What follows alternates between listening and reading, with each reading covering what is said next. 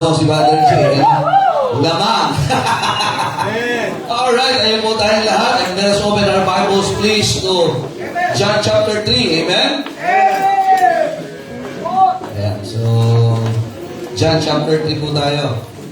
Praise the Lord for godly music. Amen? Wow. Pwede naman pala ayusin yung kantang yun eh. May mga napakinggan akong parang concert eh. Alright, John chapter 3, and let us read verses 14 to 18. If you are there, say amen. Amen. Amen. Praise the Lord. Verse 14, responsibility po tayo. And as Moses lifted up the serpent in the wilderness, even so must the Son of Man be lifted up. Verse 18. For God so loved the world that He gave His only begotten Son, that whosoever believeth in Him should not perish, but have everlasting life.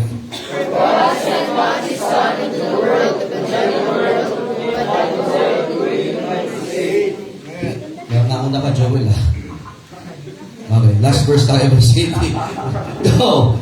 He that believeth on Him is not condemned, but he that believeth not is condemned already, because he hath not believed in the name of the only begotten Son of God. Another verse po tayo. Another verse. John chapter 12. Medyo mainit. Brother Anthony, bilisan mo na. Nasa ka na. Para sasakto yata yung ko natin mamaya sa sa games. John 12:32. Basahin po natin na isang talatang ito. We now read.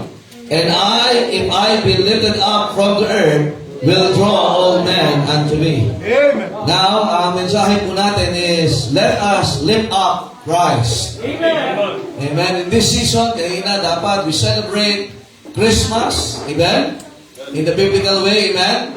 Pero ngayon, mga kapatid, our purpose, let us lift up Christ. Look what God said. Sabi ng Bible, and I, that is Jesus Christ, if I be lifted up from the earth, will draw all men unto me. Alam niyo, nangyari yan when the Lord Jesus Christ was on the cross of Calvary. Amen? Kaya nga, hindi natapos po sa kapanganakan lang.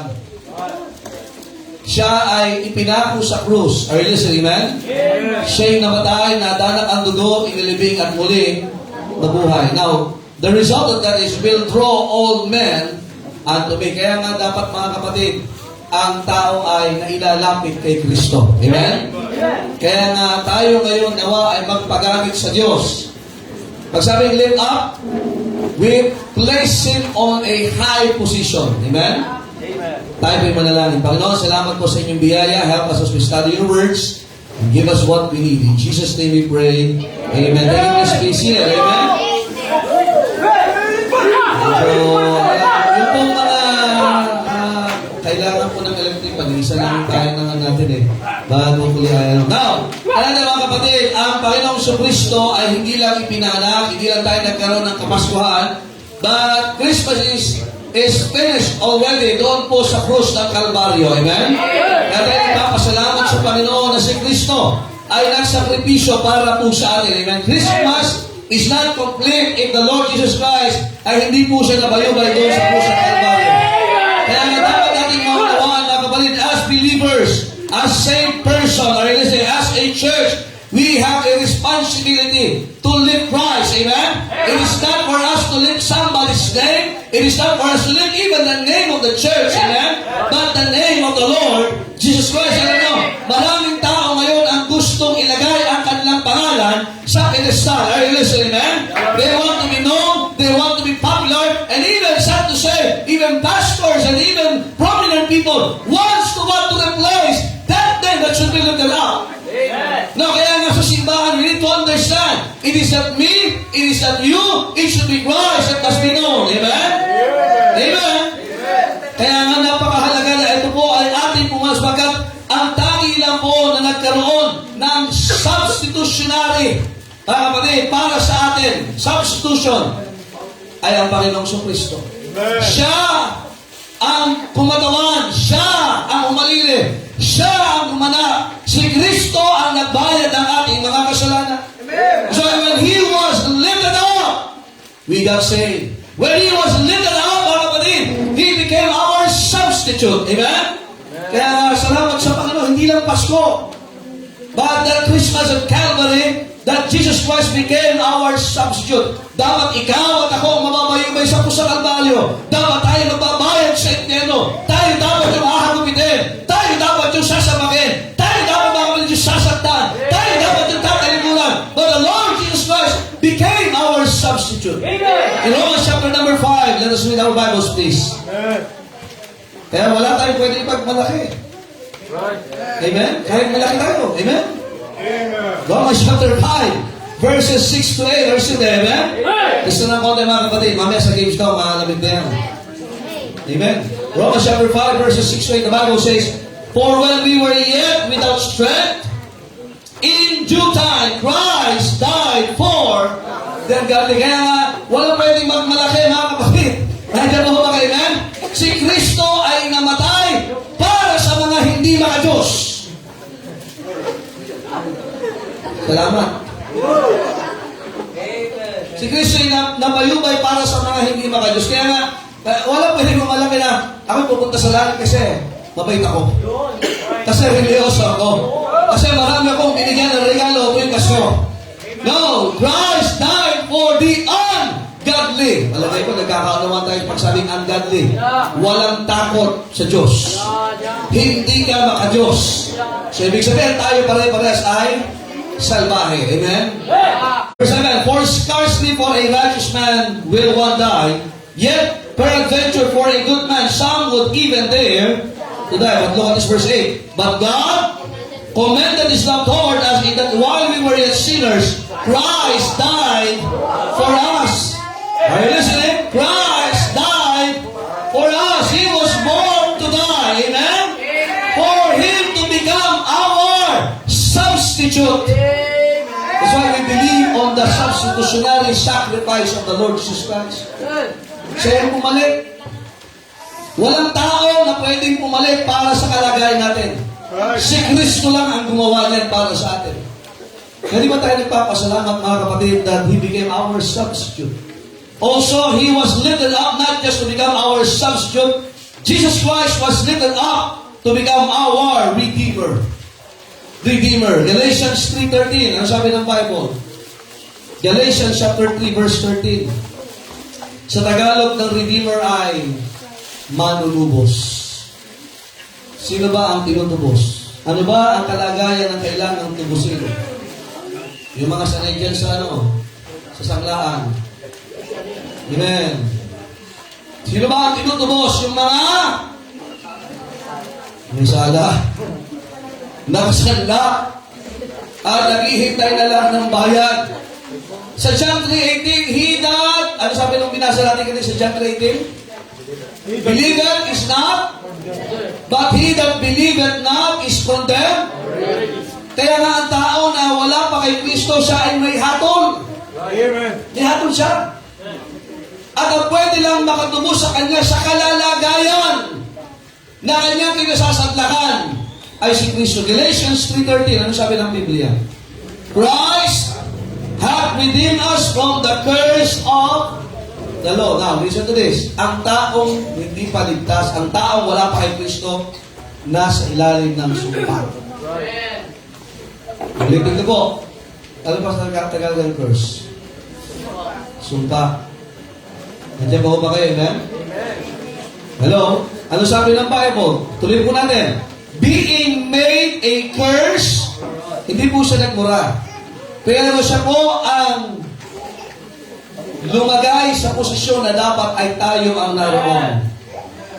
For it is written, cursed is everyone that hangeth on a tree. Kaya nga si Kristo ay nasa krus. Kaya nga may Christmas tree. Pero ang ating Christmas tree talaga is not just the time of the birth, but it's the time of the crucifixion of the Lord Jesus Christ. That's why there is a song, Christmas at Calvary. Why? Jesus Christ became a curse for us. He was made a curse. Yung dapat tayo ang nasumpa, yung dapat tayo mga kapatid, ang mukhang kawawa. But Jesus Christ take that up situation. Are you listening? He was was lifted up to become our Redeemer. He was lifted up to become our substitute. He was also lifted up to become our righteousness. Kasi nga tayo po ay liko. Right. Alright? 1 Corinthians 1:30. 1 Corinthians 1:30. Ano po sabi ng bago? Bilisan ni Anthony. Amen? Mahinita rin mga bata. Pati mga tanda. Yan, yan. Puntahan natin. Okay, 1 Corinthians 1:30. But of Him are ye in Christ Jesus, ang sabi ng Bible, who of God is made unto us, and what? Napansin niyo po yan? But of Him are ye in Christ Jesus. Ang dami kong benepisyo nung si Kristo ay itinaas sa krus ng Kalbaryo. He became our what? Wisdom. He became our what? Righteousness. He became our what? Sanctification. He became our redemption. Amen.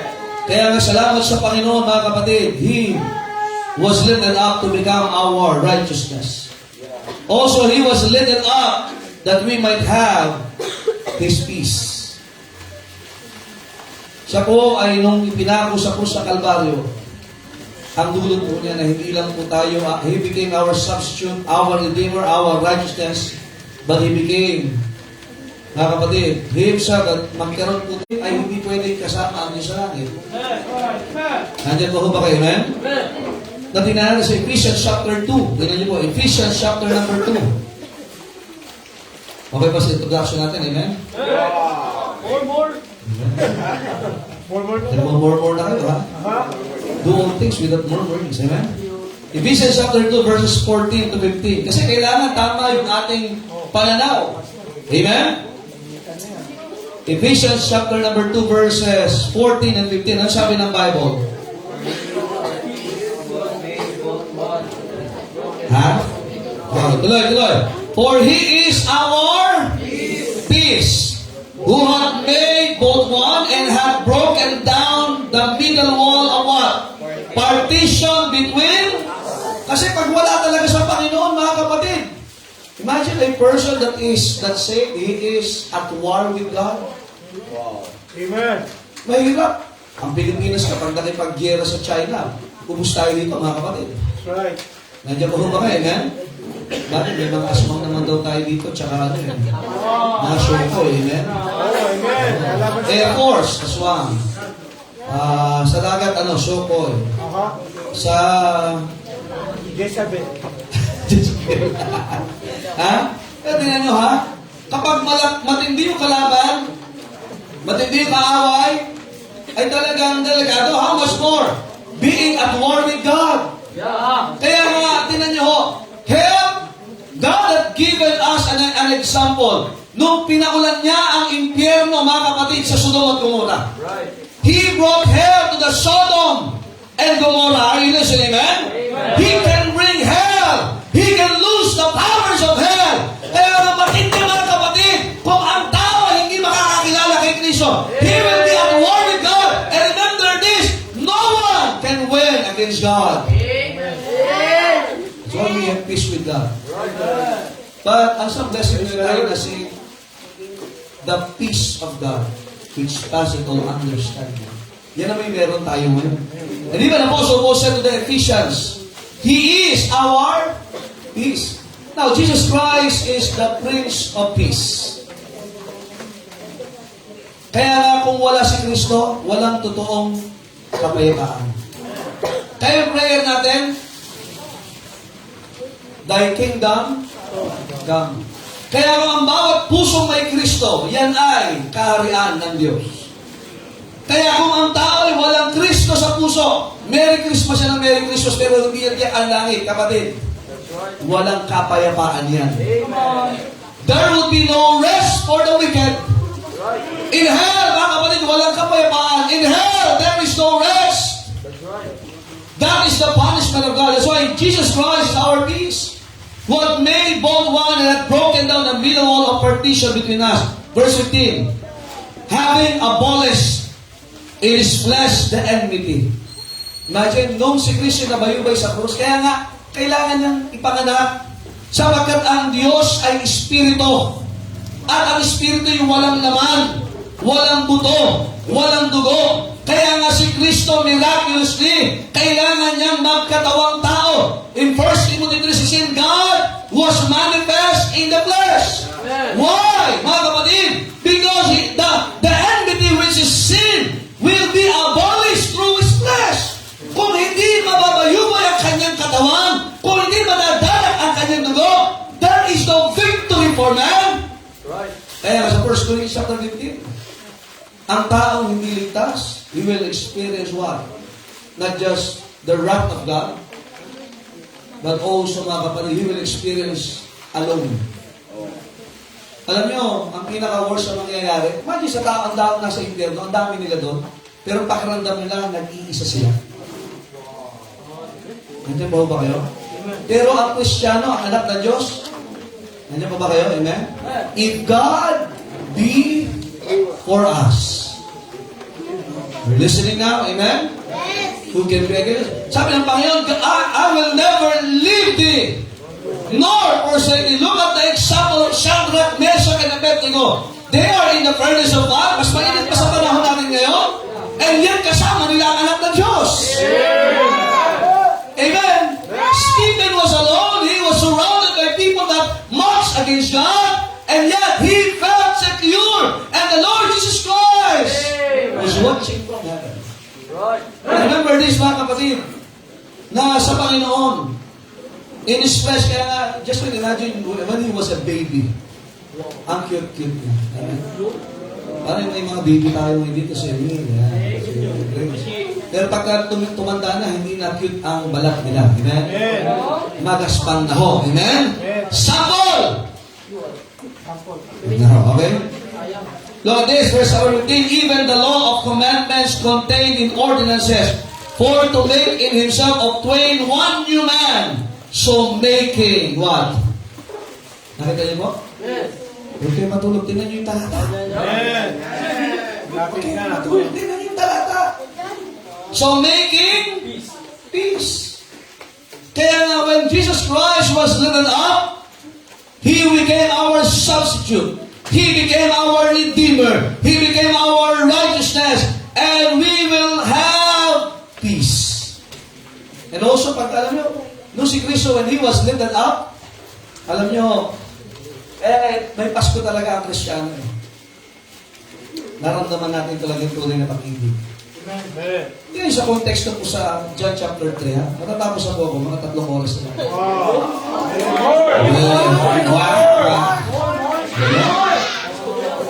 Ewan ko, pero pagka sinasabihan ka ng mahal na taong minamahal mo, sarap tingin eh. Amen.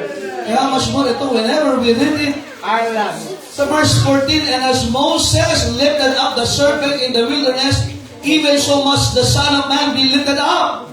Verse 15, look at this. That whosoever believeth in Him should not perish, but have everlasting life. Amen. And look at that verse. For God so loved the world, that He gave His only begotten Son, that whosoever believeth in Him should not perish, but have everlasting. Amen. Verse 17, for God sent not His Son into the world to condemn the world, but that the world through Him might be saved. Kaya nga, there is no Christmas kung hindi naligtas ang tao. Walang value ang okasyon ito, ang panahon ito, pag ang tao hindi nakakilala kay Kristo. And whenever we see the word that lifted up, we sing, and we should experience the love of God. Look at verse number 18. He that believeth on Him is not condemned. Siyang nanampalataya kanino kay Kristo ay wala ng hatol. Sa Romans 8:1, di ba? There is therefore now no condemnation. Alam niyo, ang tao po ay nasa ilalim ng sumpa, nasa ilalim ng hato dahil sa kasalanan. Kaya nga kung ikaw ay ligtas, kung ikaw nanampalataya kay Kristo bilang iyong tagapagligtas, you believe on the death, burial, and resurrection of the Lord Jesus Christ, you are loved. And that love is available to everybody. But look at this, verse number 18. But he that believeth not is condemned, already. Kasi nandiyan na yung provision ng kaligtasan. Ang kulang na lang, panampalatayanan ang ginawa ng Panginoong Jesucristo. Siyang hindi nanampalataya ay may hatol na. Sapagkat siya'y hindi nanampalataya sa tanging pangalan ng anak ng Diyos. That's why if you have Jesus, you have Christmas. And that Christmas must be shared to everybody. Kaya let us live up Christ in our soul winning. Soul winning.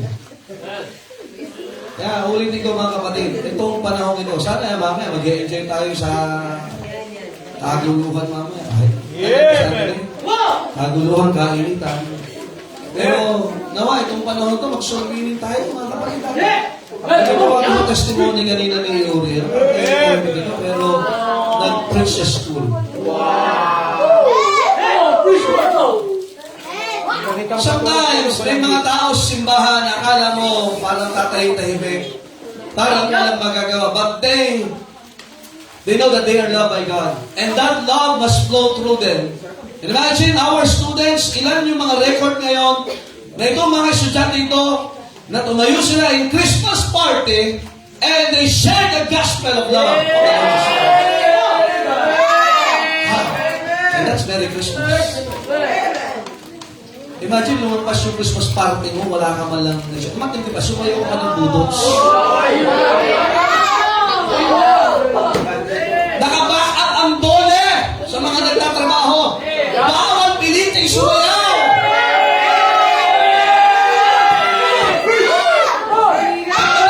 Sumayaw ka pa rin. Pero hindi sinasabing bawal mag-share ng gospel. Imagine, sumasayaw ka, pero hindi ka nag-social meeting. Tapos, sino ang itinataas mo? Social meeting, walang pagalingan dyan. Kasi ang mensahe, parehas lang. Hindi rin pagandahan ng salita. Kaya this church will not live Christ if we will not win souls. Nagkabaho ba kayo, ma'am? Sunday school teachers, are you seeing this? Are you hearing the testimonies? Are you seeing those pictures of the students? Imagine, bata pa sila, but they are being challenged by God to the preaching, to the teaching, and they are sharing the gospel. It says you are lifting up Christ, amen? That our word is not in vain. Kaya kayong mga tumigil na sa pag-aakay ng kaluluwa, start lifting up Christ once again. Bihira. Ako'y natutuwa sa'yo. Huwag kang kukulot ang buhok ka. Imagine, physically, sometimes we judge people. Hindi mo man sinasabi, pero sa isip mo, magagawa nito. And you're so full of yourself na parang, wow, big time ka as Christian. But have you won a soul for Christ? Remember this, living as a church. If this church no longer preaches the gospel, if this church no longer prioritizes soul winning, we are just letting ourselves and not Christ anymore. You may be a talented Christian, you can play the instrument, you can sing well, you can give plenty of money, but if we are not winning souls, we are not letting Christ. We give for soul winning, we develop talent for soul winning, we surrender our lives for soul winning. Why, mga kapatid? That is letting up Christ. Tingnan nyo ha, the word live, kasunod doon, believing. Napasin nyo? There is no lifting kung walang nadadagdag na nananampalataya kay Kristo. Ang ganda ng panahon ngayon. Magtawag ka na makakaroon sa iyo. Pag save, huwag mo nang pakantahin, umuwi na kayo. Pag unsaved, witnessan mo agad. Ngayon, ayaw pumunta sa inyo, puntahan mo sila. Kaya nga, at tinan nyo, ang simbahan, ang saya. Hindi lang pala sa Jollibee ang saya. Sa soul winning pala. Ipag-pray nyo kayo sa mga senior citizen, hindi nyo na kaya ang punta kayo dito sa Evo City. Mamigay kayo ng trust yan habang kumakain. Punta kayo sa mga komportable lugar. Mag-soul winning kayo sa aming tao eh. Hello? Amen? Mga kapatid, we can do it everywhere. Tingnan nyo, gawa ng mga disciple. Basta, pag pinag-aralan yung Book of Acts, saan nila ginamit yung power ng Diyos? Soul winning. Are you listening? Saan nila ginamit yung provision ng power ng Diyos? Preaching the gospel. So mamaya sa mga mananalo sa games, sana hindi ka lang sa games manalo, sana sa Christianismo mo rin. Makinig ka. Sa mga nag-aakit ng kaluluwa, ibigay mo ang papuri sa Diyos. Hindi tayo ang nagliligtas. Tayo ay instrumento lang. Nakakita ka ba ng piano na nagyayabang? O violin na nagmamalaki? Ang ganito, no? Wala. Ang husay nila lumalabas kapag may gumamit sa kanila. Nakinig po kayo. Ang husay natin ay lalabas pag nagpagamit ka sa Diyos. Yung husay mo, pag hindi ka nag-akit ng kaluluwa, hindi lalabas yan. No! Amen? So let us live a prize in soul winning. Also, let us live a prize number 2 in sanctuary. Sa church. When we worship God, itaas mo si Kristo, hindi ikaw. Hindi ako. Amen? Pag umawit ka, always say, praise the Lord. Kung kapag may nag-compliment sa'yo, do not look down on others. You always, we praise the Lord. Amen? When you become a blessing for the church, you always say, to God be the glory. Pero totoo sana sa puso, ha? Mamaya, to God be the glory. Parang ako talaga. Delikado yan. Amen? If God is using you mightily, help somebody. Makinig kayo sa church, we ought to be a blessing. Amen? Amen?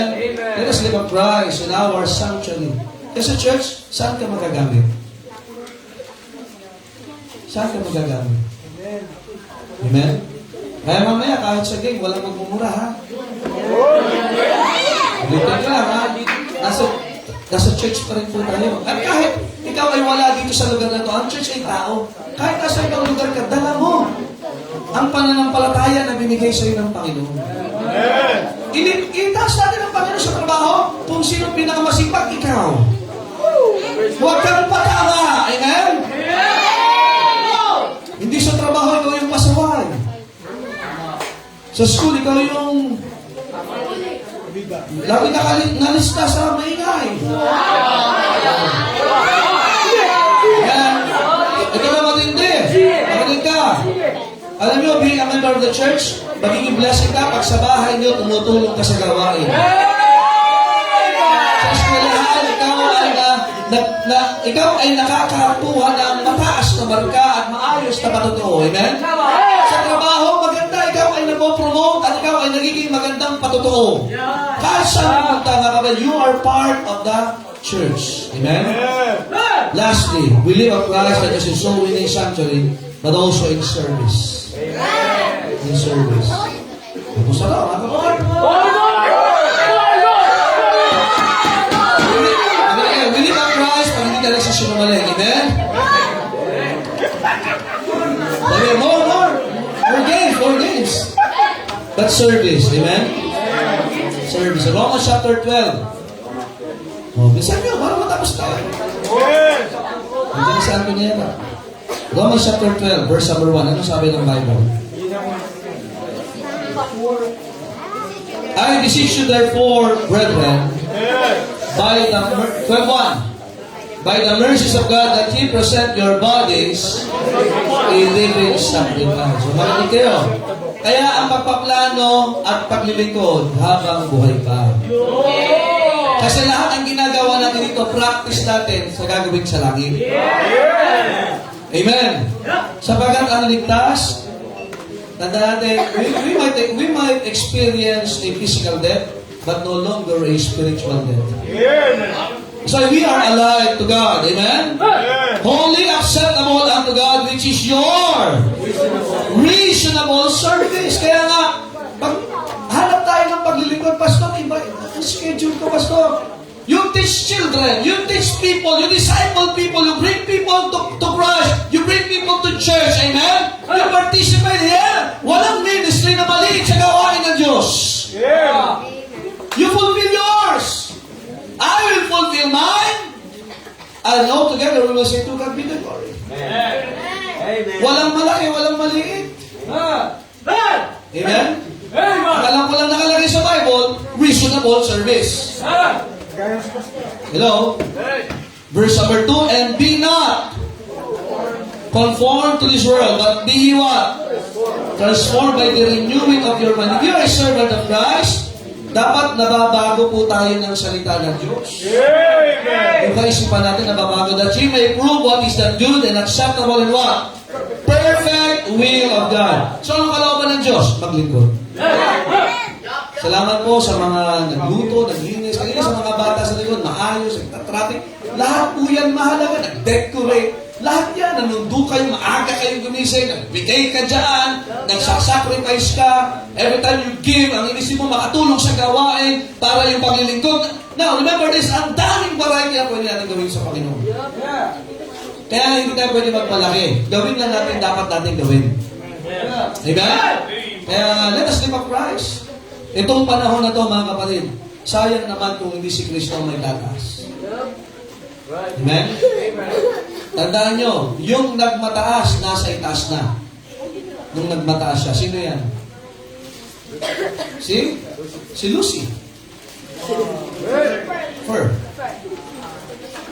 Nasa taas na siya, nagmataas pa. Nandiyan pa ba kayo, amen? Kaya kayo nagbama, sabi, I will be like the Most High. Yung nagmamataas, ano sabi ng Biblia? Ibinababa. Ano sabi ng Bible? Yung nagpapakumbaba, itinataas ng Diyos. Kaya sa paglilingkod, tayo ba ay nagmamataas? O tayo ay nagpapakumbaba? Salamat sa Diyos sa mga simba, sa mga membro ng church that are willing to serve others. Amen. Hindi man, kapatid, huwag na tayo maghamol na pasalamatan tayo individual. Ang maganda, ang Diyos ang mag-reward sa atin. Amen? Itong panahon ng Kapaskuhan ito, sana hindi lang yung Christmas tree ang naitaas. Sana si Kristo din. Amen? Ang cute mo, ha? Amen? Kaya nga, mga kapatid, ito, maganda itong panahon na ito. I-reflect natin talaga. Si Kristo ba yung itataas sa buhay mo? O gumagaya mo kay Lucifer na nagmamataas? Gaano ka ba kahirap i-encourage maglingkod sa Diyos na nagligtas sa'yo? Amen? Kaya mamaya, ulitin ko ha, walang ma-offense sa games. Kung hindi ka manalo, huwag masyadong reklamador. Amen? Amen? Hindi naman mawawala ang kaligtasan mo pag hindi ka nabunod sa rapol. Amen.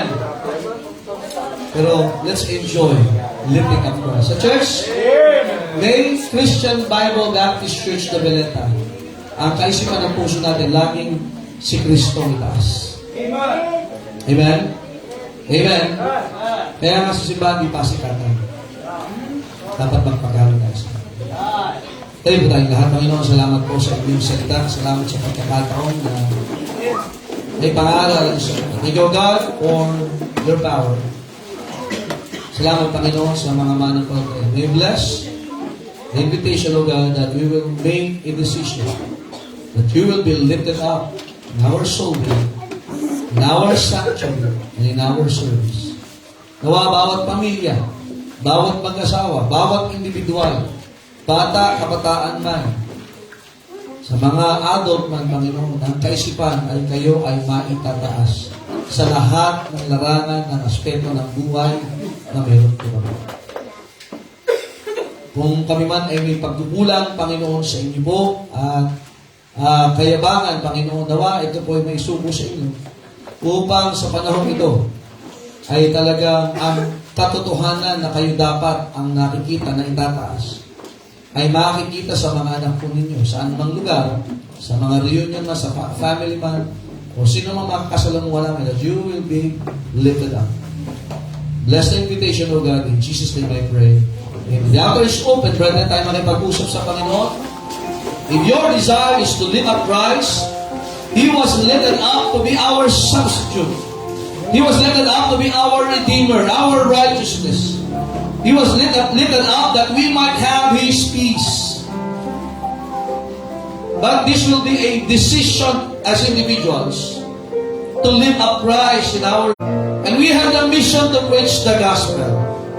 Nawa, makita mo at tugunan mo na ang panawagan ng Diyos sa buhay mo saan mang ministeryo ka, tinatawag naman. Let us live up Christ all together in this ministry. Let us live up Christ in our family, in our marriage. Let us live up Christ in our holiness. Let us live up Christ in our service. Itaas mo naman ang Panginoon. Siyang nagpapakumbaba ay itinataas ng Panginoon. Pag itinaas mo ang Panginoon, God will draw men to Him. So you have to imagine, you will be used by God for many people. And those many might be close to you, those many might be your relative, those many might have a relationship with you in the future. You just live up Christ. We just live up Christ.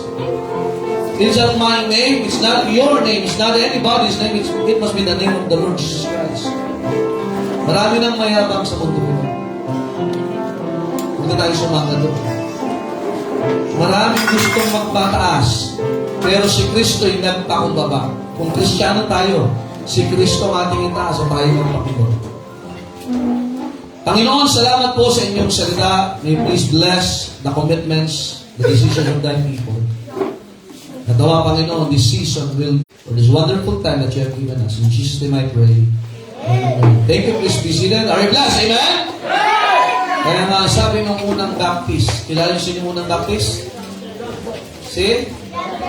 John the Baptist. Ano sabi nung preaching niya? He must increase, but I must increase. Yan. Kaya nga, let us live up Christ. Amen? Kaya mamaya kahit sa mga games, dapat si Kristo pa rin. Amen?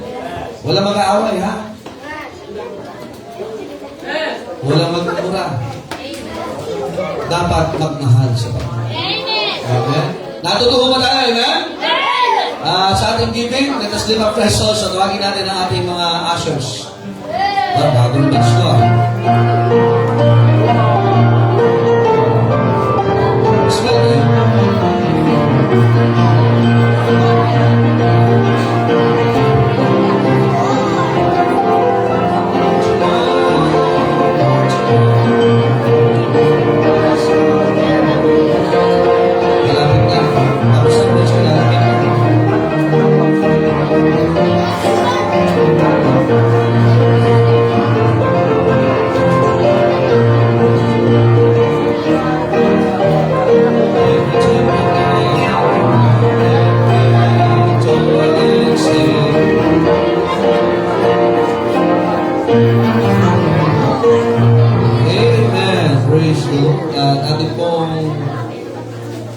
Nag-ikot pa sa inyo.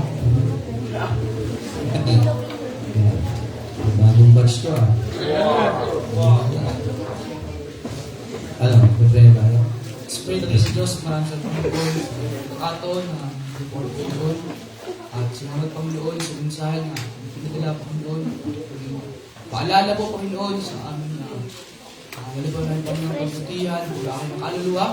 So Panginoon, ang tithes and offerings na hapon rito, kasi po Panginoon, mga trabaho po nila at mga bibigay. Patawad po Panginoon sa pagkakasalit po kulang sa pangalan ni Jesus. Amen. God bless you as you give.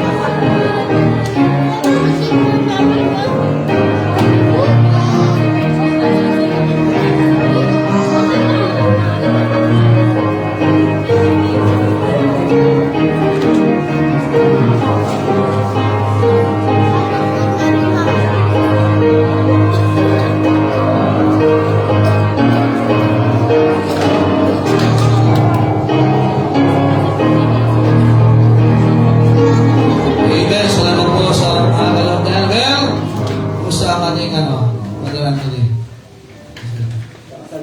Okay naman, yung galit na ba? Yung wife? So, sige po. Malalaman natin kung makakapag-get na tayo.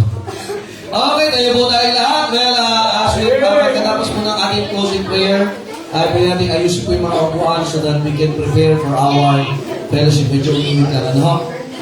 Okay, sige po. Brother Anthony, makagagawa? Amen! Oh, amen!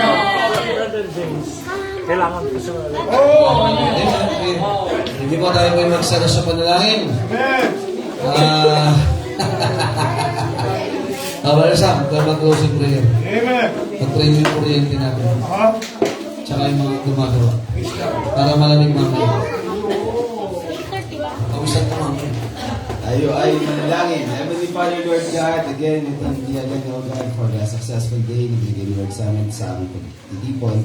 Thank you again for Christmas. We pray, O God, that wherever we go, either we play or work, O God, we will lift up your name. And also, as we do our fellowship this afternoon, O God, we're praying na sana po may balik yung kuryente, yung power, O God, and also for the people na gumagawa ito, kami bless, bigay ng wisdom at protection sa kanila, O God, para magawa ko maibalik yung power.